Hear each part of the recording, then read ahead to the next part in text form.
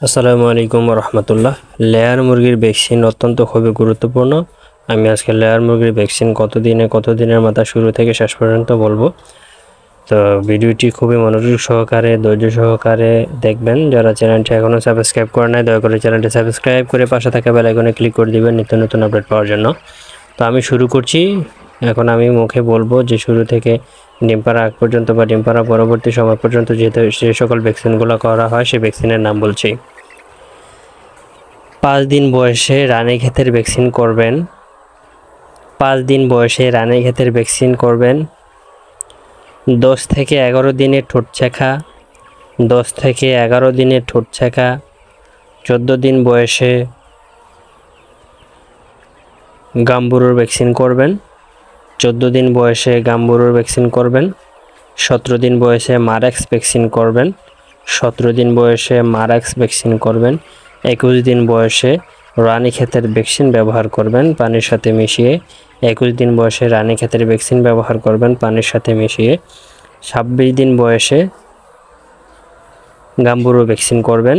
26 দিন বয়সে গাম্বুরু ভ্যাকসিন করবেন। 40 থেকে 45 দিন বয়সে করাইজার ভ্যাকসিন করবেন। ঘাড়ের চামড়ার নিচে ইঞ্জেকশন দেবেন। 40 থেকে 45 দিনে করাইজার ভ্যাকসিন করবেন, সেটা হচ্ছে ঘাড়ের চামড়ার নিচে ইঞ্জেকশন। 50 দিন বয়সে আবার রানীক্ষেতের একটা ভ্যাকসিন করবেন পানির সাথে মিশিয়ে। 60 থেকে 65 দিন বয়সে কৃমির ওষুধ খাওয়াবেন। 60 থেকে 65 দিন বয়সে কৃমির ওষুধ খাওয়াবেন। 70 দিন বয়সে খাঁচায় উঠাতে পারেন অথবা ঠোঁট কেটে খাঁচায় উঠাতে পারেন। 75 দিন বয়সে রানীক্ষেতের লাইভ ভ্যাকসিন করবেন। 80 দিন বয়সে ফুল শট করাইজার ভ্যাকসিন করবেন। 80 দিন বয়সে ফুল শট করাইজার ভ্যাকসিন করবেন। 80 থেকে 90 দিনের ভিতরে ঠোঁট কাটতে পারেন। 80 থেকে 90 দিনের ভিতরে ঠোঁট কাটতে পারেন অথবা ঠোঁট কেটে খাঁচা উঠাতে পারেন। 100 দিন বয়সে রানীক্ষেতের লাইভ ভ্যাকসিন করবেন। 100 দিন বয়সে রানীক্ষেতের লাইভ ভ্যাকসিন করবেন। 105 দিন বয়সে ফাউল কলেরা ভ্যাকসিন করবেন। 105 দিন বয়সে ফাউল কলেরা ভ্যাকসিন করবেন। 120 থেকে 22 দিন বয়সে আবারও রানীক্ষেতের লাইভ ভ্যাকসিন করবেন পানির সাথে মিশিয়ে।